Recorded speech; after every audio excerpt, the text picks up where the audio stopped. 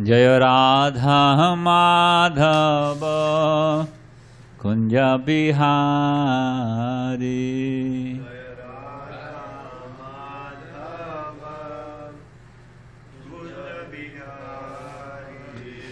Jaya Radha Madhava Kunja Bihari.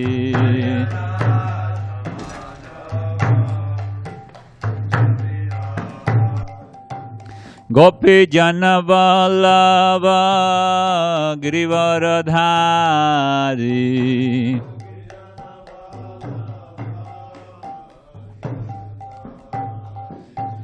Gopi Jana Vallabha Girivaradhari.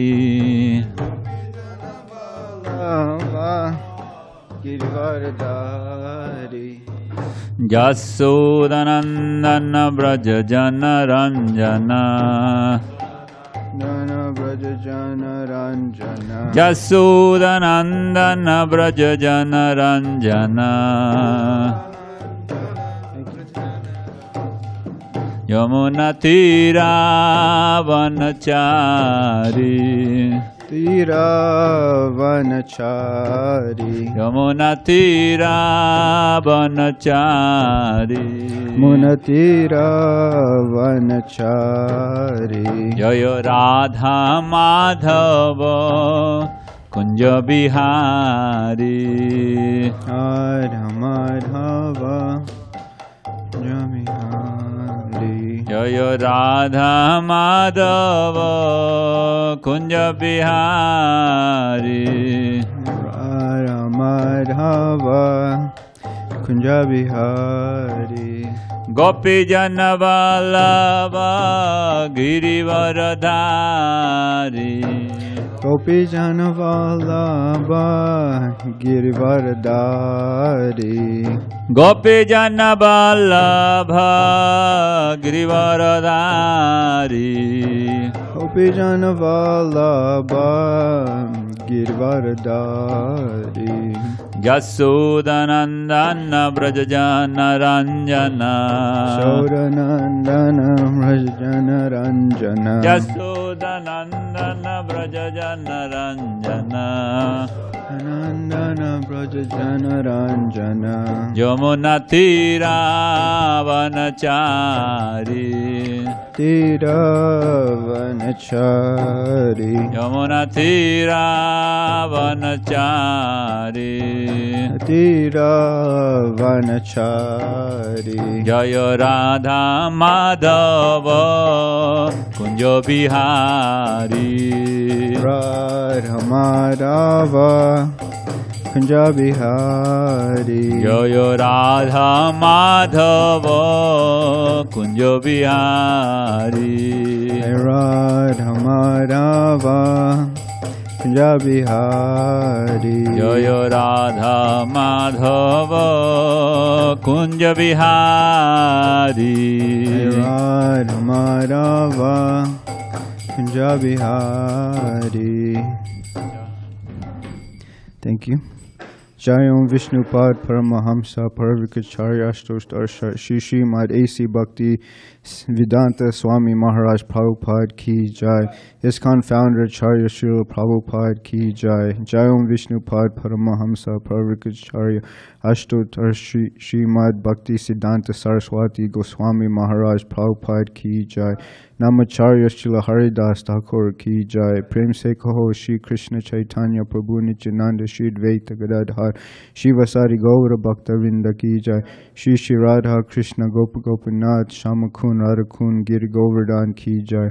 Shri Mayapur Dham Ki Jai. Shri Vrindavan Dham Ki Jai. Jagannath Puri Dham Ki Jai. Ganga Mai Ki Jai. Yamuna Mai Ki Jai. Bhakti Devi Ki Jai. Tulsi Devi Ki Jai. Ananta Goti Vaishnava Vrinda Ki Jai. Shri Harinam Sankirtan Ki Jai. Grantharaj Srimad Bhagavatam Ki Jai. Samaveda Bhakta Vrinda Ki Jai. Gaura Premanende Hare Hare Bol. All glories to the assembled devotees. All glories to the assembled devotees. All glories to the assembled devotees. All glories to Shri Guru and Shri Gauranga. All glories to Srila Prabhupada.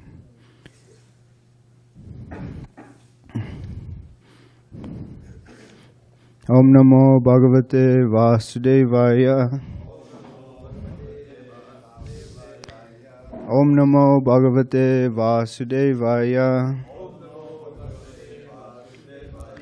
Om Namo Bhagavate Vasudevaya. So today we're starting a new chapter, chapter 10, entitled The Discussion Between Jada Bharata and Maharaj Rahugana. So I'll read the summary. In this chapter, Maharaj, now Jada Bharata, was successfully accepted by King Rahugana, ruler of the states known as Sindhu and Shaurvira. The king forced Jada Bharata to carry his palanquin and chastised him because he did not carry it properly. A carrier of King Rahugana's palanquin was needed, and to fulfill this need, the chief carriers found Jada Bharata as the most likely person to do the work. He was therefore forced to carry the palanquin. Jada Bharata, however, did not protest this proud order, but humbly accepted the job and carried the palanquin. While carrying it, however, he was very careful to see that he did not step on an ant, and whenever he saw one, he would stop until the ant had passed. Because of this, he could not keep pace with the other carriers. The king, within the palanquin, became very disturbed and chastised Jada Bharata with filthy language. But Jada Bharata, being completely freed from the bodily conception, did not protest. He proceeded carrying the palanquin. When he continued as before, the king threatened him with punishment. And being threatened by the king, Jada Bharata began to talk. He protested against the filthy language used by the king when the king chastised him. And the king, hearing the instructions of Jada Bharata, was awakened to his real knowledge. When he came to his consciousness, he understood that he had offended a great, learned, and saintly person. At that time, he very humbly and respectfully prayed to Jada Bharata. He now wanted to understand the deep meaning of the philosophical words used by Jada Bharata, and with great sincerity he begged his pardon. He admitted that if one offends the lotus feet of a pure devotee, he is certainly punished by the trident of Lord Siva. So we're going to go to text 1. Would you like to? Thank you. Sri Shukovacha Ata Sindhu Salvirya Pate Rahuganasya Vrajata Ikshumatyas Tate Tat Kulapatina Shibika Vaha Purushan Vaishana Samaye Daive no Pasadita Sa Dvijavara Upalabdha Esha Piva Yuva Sanghananga Go Karavad Duram Vodham Alam Iti Purva Vishti Grihitai Saha Grihitaha Prasabam atad arha vaha shibikam sa mahanubhavaha. Just read the translation, please. Okay. Translation. Shukadev Goswami continued, My dear king, after this, King Rahugana, ruler of the states known as Sindhu and Shaurvira, was going to Kapila ashram. When the king's chief palanquin carriers reached the banks of the rivers Ikshumati, they needed another carrier. Therefore, they began searching for someone, and by chance, they came upon Jada Bharata. They considered the fact that Jada Bharata was very young and strong and had firm limbs. Like cows and asses, he was quite fit to carry loads. Thinking in this way, although the great soul Jada Bharata was unfit for such work, they nonetheless unhesitatingly forced him to carry the palanquin. Text 2. The palanquin, however, was very erratically carried by Jada Bharata due to his sense of non-violence. As he stepped forward, he checked before him every 3 feet to see whether he was about to step on ants. Consequently, he could not keep pace with the other carriers. Due to this, the palanquin was shaking, and King Rahugana immediately asked the carriers, Why are you carrying this palanquin unevenly? Better carry it properly. Purport. Although Jada Bharata was forced to carry the palanquin, he did not give up his sympathetic feelings toward the poor ants passing on the road. A devotee of the Lord does not forget his devotional service and other favorable activities, even when he is in a most distressful condition. Jada Bharata was a qualified Brahmin. highly elevated in spiritual knowledge, yet he was forced to carry the palanquin. He did not mind this, but while walking on the road, he could not forget his duty to avoid killing even an ant. A Vaishnava is never envious or unnecessarily violent. There were many ants on the path, but Jada Bharata took care by looking ahead 3 feet. When the ants were no longer in his way, he would place his foot on the ground. A Vaishnava is always very kind at heart to all living entities. In his Sankhya Yoga, Lord Kapila Dev explains Shrida Sarvadehinam. Every living entities assume different bodily forms. Those who are not Vaishnavas consider only human society worthy of their sympathy. But Krishna claims to be the Supreme Father of all life forms. Consequently, the Vaishnava takes care not to annihilate untimely or unnecessarily any life form. All living entities have to fulfill a certain duration for being encaged in a particular type of material body. They have to finish the duration allotted a particular body before being promoted or evolved to another body.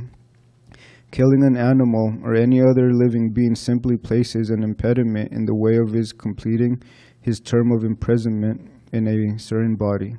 One should therefore not kill bodies for one's sense gratification, for this will implicate one in sinful activities.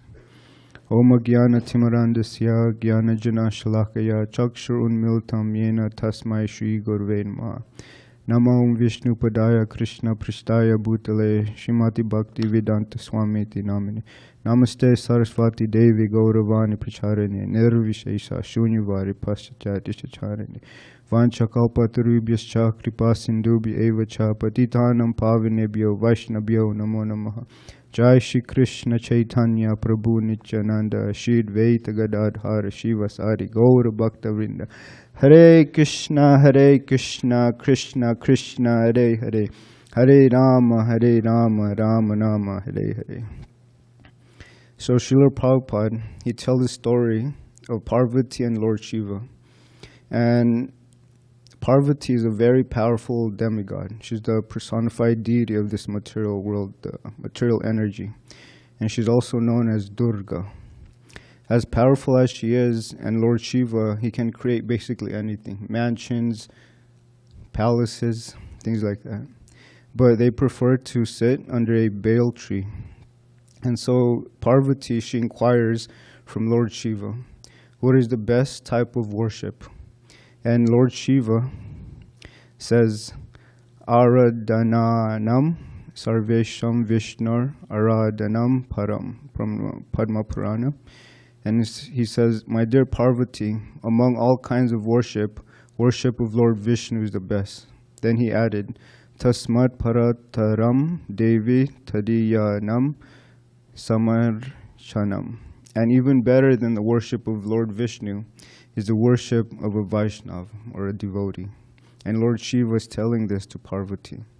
And Srila Prabhupada makes the point that although Parvati is a very powerful personality, she's ignorant when it comes to spiritual topics.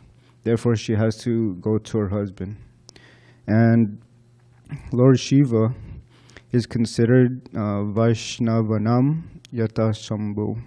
Among the Vaishnavas, Shambhu, Shiva, is the greatest Vaishnava. So we worship Lord Shiva as a Vaishnava. And the wife should get enlightenment from the husband. And when Goddess Kali, when she was seeing how they mistreated Jada Bharata, she couldn't tolerate it. So she came out of the deity and she killed all of the dacoits that were going to kill or sacrifice Jada Bharata. And so Jada Bharata was absorbed in Krishna consciousness. And what was his result? He received service. It may not be towards Krishna, but he was given service to this king, Rahugana, to carry his palanquin. And he didn't protest. He didn't say, oh, I'm sleepy or I'm tired or I have to eat my lunch first. No, he did it without consideration. He did it as a duty. And we have to remember why we are in this movement. Is this a place where we just eat and sleep? A place where we can get away from doing work? or a place where we can appear saintly by wearing robes and putting tilak on. No, this temple, this Hare Krishna ISKCON movement, we are here to serve Krishna, Srila Prabhupada, our spiritual master, and the devotees. And if we don't want to do our services, someone else will. Krishna will arrange for another devotee to carry out that service. Krishna doesn't need anything from us. He's self-satisfied, Atmaram, and he simply just wants to give us an opportunity to serve him. And Jada Bharata, he knew he was a servant of Krishna. He knew what Dharma was. And he did not care about his own comforts. He was self-realized. And so, why are we chanting Hare Krishna? You know, is it for material benedictions? Is it to have a nice living condition? Mystic powers? No, we are asking for devotional service.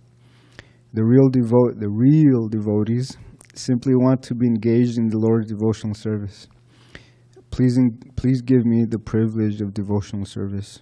And in the Srimad Bhagavatam, 3rd canto, it states, "Oh, how glorious are they whose tongues are chanting your holy name. Even if born in the families of dog-eaters, such persons are worshipable. Persons who chant the holy name of your lordship must have executed all kinds of austerities and fire sacrifices and achieved all the good manners of the Aryans. To be chanting the holy name of your lordship, they must have bathed in all holy places of pilgrimage, studied the Vedas, and fulfilled everything required."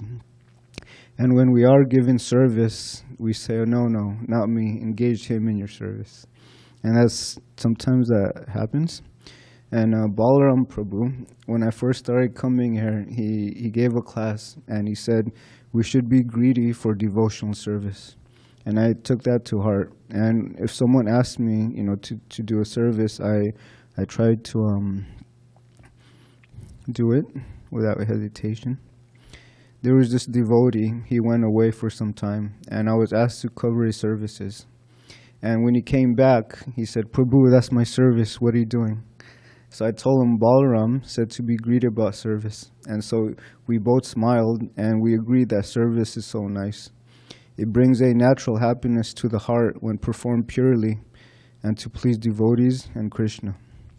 I met this person named Jose in La Jolla Cove, and I shared the story before. And he was asking me, or he was telling me that he's chanting Hare Krishna because he wanted some mystic powers.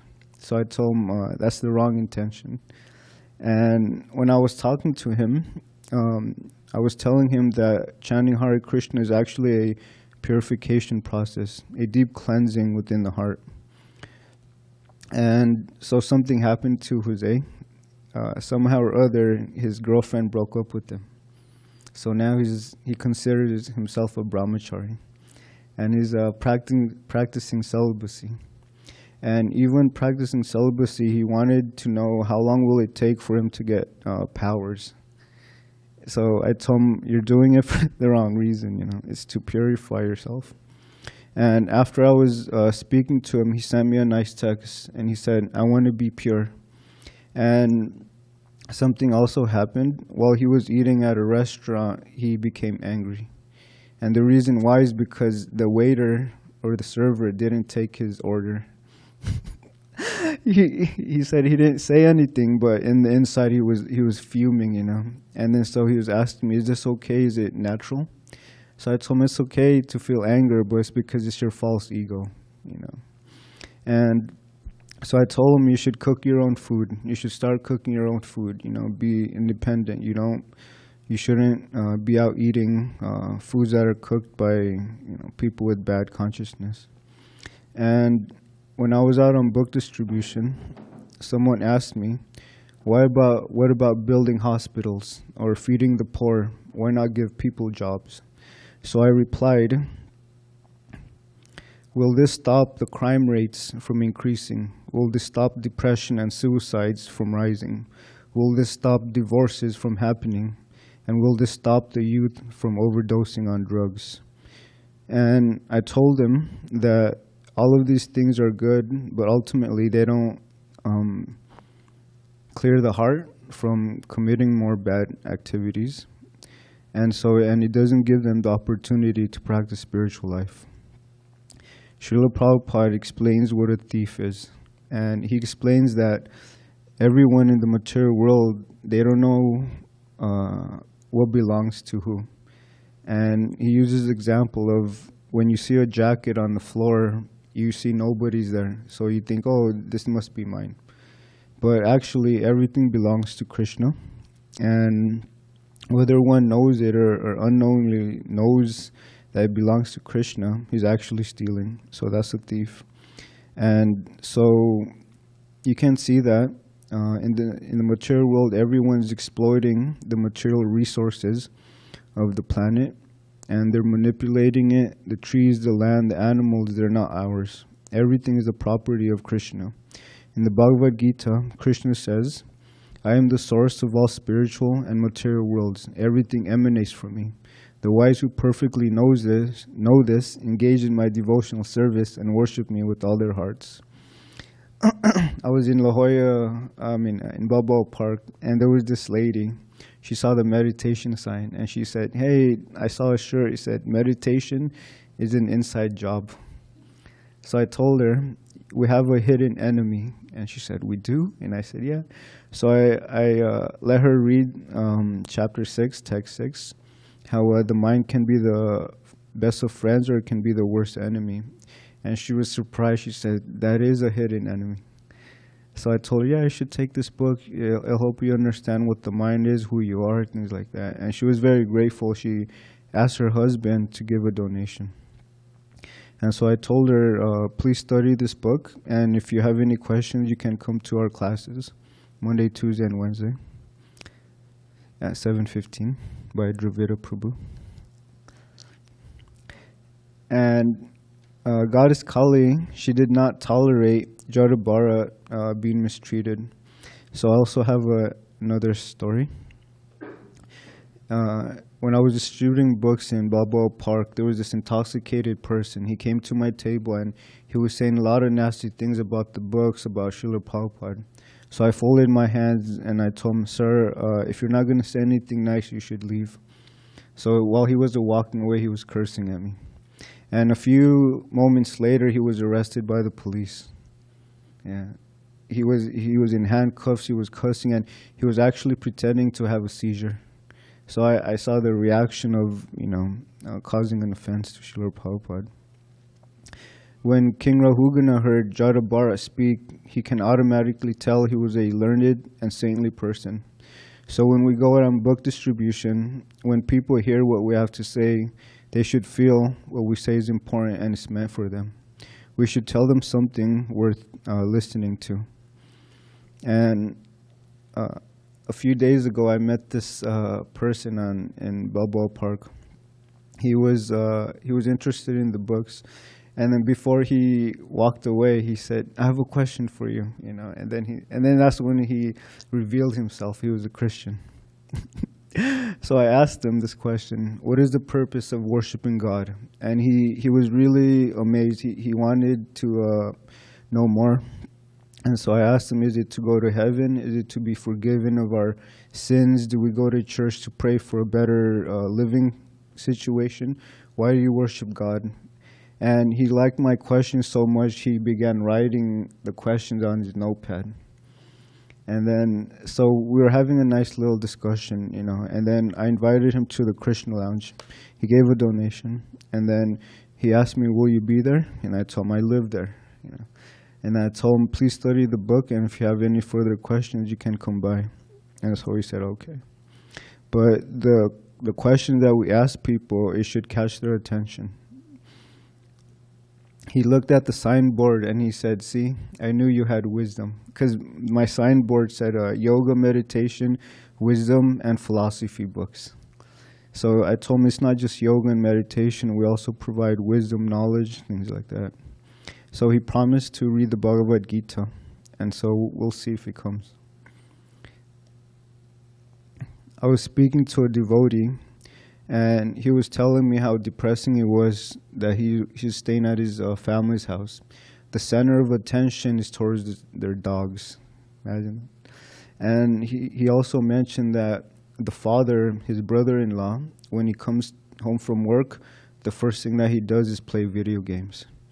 And this lady, she calls them a man-child. And so I can't imagine wasting so much time on nonsense things, you know, video games and this and that. I met someone on Sankirtan. I usually ask them, you know, are you in school, do you work? And depending on their answer, I'll go from there. And so I asked him, what are you pursuing in school? And he said, I want to go to become an engineer. And I said, oh, really? And I said, what is your dream job? What would you like to do?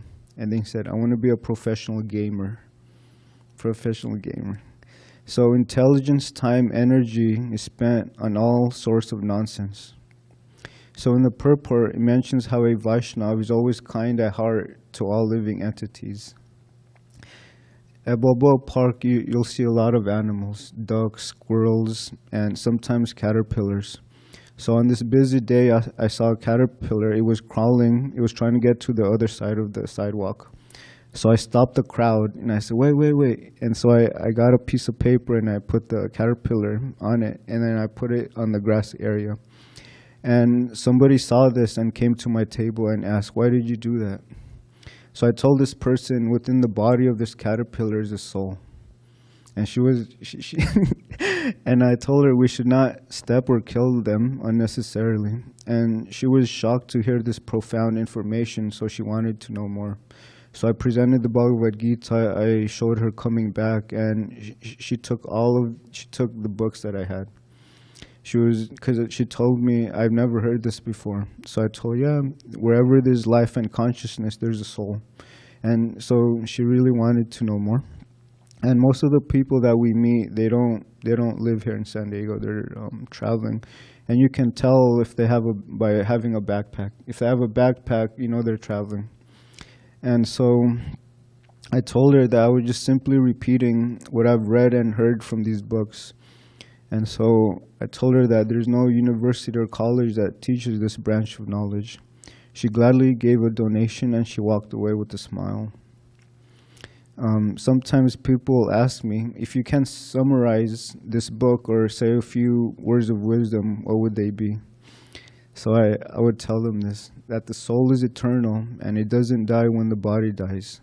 And this tiny individual soul is our spiritual identity. As spiritual souls, we are part and parcel of the Supreme Soul, God. And I remind them that we're not this body. And they really like that, you know, to remind them of their real identity. And I told them that most of the wars and conflicts that's happening in the world is all due to this bodily concept of life. I'm black, you're white, I'm European, this is my land, you know. And so I also tell them that we're experiencing happiness and distress according to our karma or activities. And when they hear the word Vijay Prabhu, he gave a very nice class yesterday. He summarized what karma is: karma, akarma, and vikarma. And so I told them that there are different activities which produces different results. And I told them you should get this book, the Bhagavad Gita. And so they're willing to read about karma and reincarnation, the soul, what happens at the time of death. People are in need of this knowledge. And I tell people, do you know what the definition of crazy is? You know. And then so I tell them crazy means to believe something you're not. And I tell people, if you look around and you ask them, who are you? They'll tell you what reflects in the mirror. You know, I'm a male, I'm a female. So I tell them 99% of these people are crazy. And so they say that's true, you know. And then yeah, it should be low. 99.999. So it gives them time to reflect. You know, I think I'm American, so I tell them a lot of people are crazy. So I tell them this book is very sobering, and it is a very deep understanding, philosophical understanding of the absolute truth. Who am I? What is the meaning of life? Why am I here? And I met someone a few months ago. It was his birthday, and he was with a lady friend. And so they took all of the books also that I had on the table. And yesterday, he sent me a message. He said, I want to thank you for our discussion. My name is Otto, and it was my birthday. And then he asked me, I'm not sure if you remember me. And then he said, I wanted to reach out because I loved your mindset. And so a lot of people, when they meet a devotee, it changes their life. For me, it did. And his lady friend, they were talking about materialism, depression, what is this world? So when they came to my table, they said, this is exactly what we were talking about, So it was the right time. I stopped this lady, and then I asked her, where are you coming from? You look like a traveler. And she said, I'm from Canada. And I said, oh, what do you do in Canada? And she said, I work on computers, So I told her, would you like to know about self-realization? And she said, yeah, sure, I don't usually read about this. So I gave her a Science of Self-Realization, and I told her this is the first book that I read, and it inspired me so much, it transformed my heart. So she was looking at the book, and I told her, yeah, it talks about time, consciousness, nature, things like that. And I also explained to her that this book is very rare, and I want you to have it. And she said, really? And I said, yeah, I want you to have it. So she asked me, is it free? And I said, we're accepting donations. And so she gave a nice donation, and she took the book. So these books, they're traveling, either Canada, South America, Africa, Europe. So we should get them out. And there was this other lady, when I was on book distribution, I was explaining the books, and then when I looked up, she was crying. I said, excuse me, miss, are you okay? And she said, yes, I'm just, and I told her that the body's temporary. And she told me that her mother passed away, so she's still recovering from that incident. So I told her that the soul is eternal, and it can't be cut to pieces by any weapons. It can't be burned by fire. It can't be withered by the wind. It can't be moistened by water. And then, so I was telling her that your mother's soul didn't die. So she took a Bhagavad Gita, and I told her, you should really study this Bhagavad Gita. It'll help you through this process. So, and she gave a very nice donation. So I offered her more books, and she said, no, I'll just take this, This is the first one that you suggested. So I said, okay. So she took the book, and she walked away. And so many people that I spoke to while out on book distribution, they'll open up, and they'll tell me their problems, things like that. And sometimes I do spend time with them because, I don't want to just give them a book and then leave them hanging like that.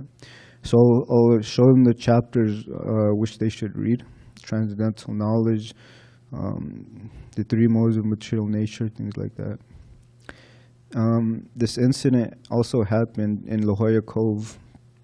This man lost his father, and he was telling me, I always wondered what happens at the time of death. So I told him, you should take this book, Coming Back.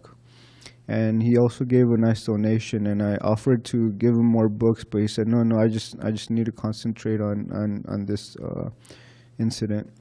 So I was telling him that the consciousness that one is in at the time of death determines the body that you get next. And so he said, really? And I said, yeah. And I told him, the time of death is very crucial. A person will naturally think of what's very important to him. So I told him, if your father was thinking of, sometimes I can be a little harsh. I told him, if your father was thinking of a dog, he gets a dog's body in the next life. He said, what? And I said, yeah, the time of death determines the type of body that you get. So I told him, if he was attached to a woman, he may have gotten a woman's body. And he said, I've never heard this before. And I said, yeah, this is coming from the Vedas, ancient books of knowledge. And so he shook my hand and expressed his gratitude for helping him to get through this tough time in his life. Another person asked me, why are you doing this? Why are you distributing books? You should be in school. So I told him I did go to school and I was working, but I was searching for more. And when people walk by, I tell them that people have two symptoms. They're unhappy and they're lost. And they are looking for water in a world of mirage. Meaning happiness, they're looking for happiness in temporary things. I was watching this video about the food for life in the Philippines, the country where I was born in. And the Philippines is a very poor country. It's very poor. And when I was watching the video, I saw and realized how hungry the people were. They were lining up and they were getting 2 or 3 plates, and the devotees, they were chanting and they were distributing prasadam. And it touched my heart because, this world, they're all chasing after, wealth, this and that. But actually, they're very hungry for spiritual knowledge, for the truth. And so this reminded me of the verse from the Bhagavad Gita, Patram Pushpam Palam Toyam Yome Bhaktya Prayachate. Krishna says, if one offers me with love and devotion a leaf, a flower, a fruit, or water, I will accept it. So I took shelter of this verse because Srila Prabhupada in the purport, he says that you can find these 4 items anywhere. It doesn't matter if you're in America, in the poorest places, you can always offer this to God. And I really, ever since I read this verse, everything I did, I started offering to Krishna, a little bit of water, things like that. And when I was sharing this with my brother, he also liked it, So I was telling my brother, when I was starting Krishna consciousness, everything that I had learned, I would share with my brother, how we can develop different relationships with God as a brother, as a father, as a child, as a best friend, like that. And so I told him it's a very personal relationship connection with God. And so my brother, he was interested. And so Krishna is so kind to accept whatever offering we have as long as it is given with love. The other day, this person, he also messaged me, and he said, how can I control the mind? Because this person was, he was telling me that he was kidnapped because people thought he was Muslim, so they kidnapped him. He was in Mexico. So he sat down, and then he was in distress. So I told him, I have a few minutes. So he was telling me he was kidnapped and they deprived him of water, this and that. And then so he was telling me, I didn't think I was going to live another day. And then he said he saw people in the same room, they would take him, and then he would never see them again.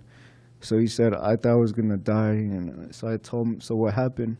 So he was explaining to me that somehow or other he was able to, they let him go. And then so he was scared of, for his life. So I was talking to him, and then he texted me. He said, my mind is giving me so much trouble. I'm always thinking about the future. I can't forget about the past. How do I move on from this? So I told him the first thing you can do is chant this mantra. Hare Krishna, Krishna Krishna, Hare Hare, Hare Ram, Ram Ram, Hare Hare. I told him the reason why this mantra is very important is because it connects you with God.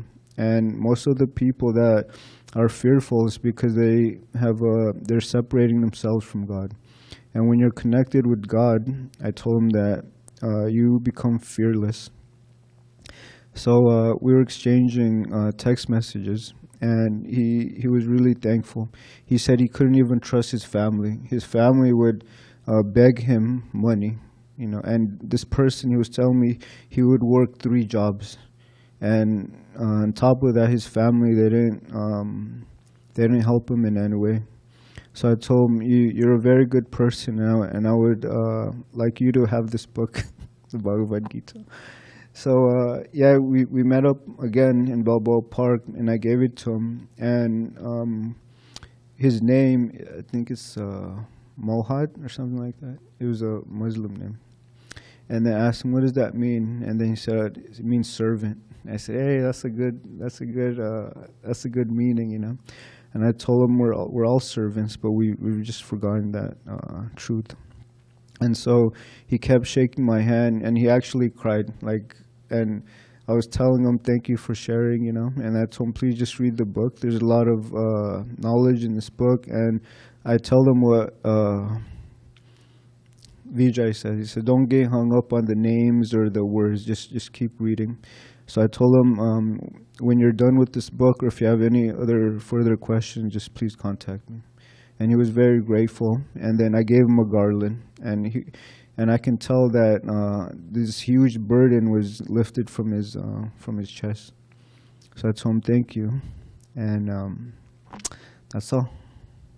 Any questions, comments, or corrections? Hare Krishna. Hare Krishna, Vijay Krishna Prabhu.